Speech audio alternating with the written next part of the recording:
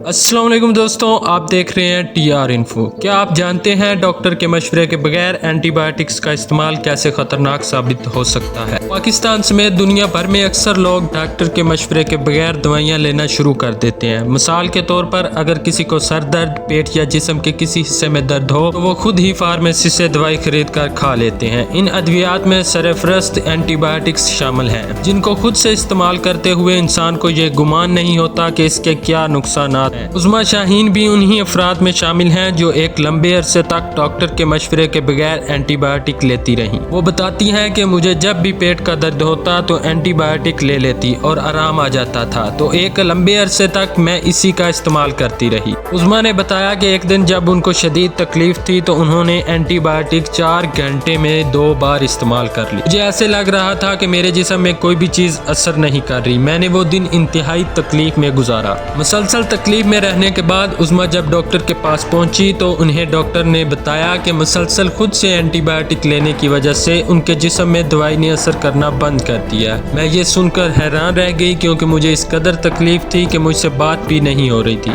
मुझे डॉक्टर ने बताया कि अब वो उनको जो एंटीबायोटिक दवाई देंगे वो जल्दी असर नहीं करेंगी। उज़मा की मुश्किल यही ख़त्म नहीं हुई बल्कि अस्पताल में लगातार 4 दिन रहने के बाद जब वो घर आई तो उनके जिस्म में एंटीबायोटिक की बेजा इस्तेमाल से साइड इफ़ेक्ट्स नुमाया होने लगे। दवाइयों के असर की वजह से भूख बिल्कुल ख़त्म हो गई। इसके अलावा रात में ठीक से नींद भी नहीं आती। आज 6 माह गुजरने के बावजूद उनका मैदा उन दवाइयों के ज़ेरे असर है।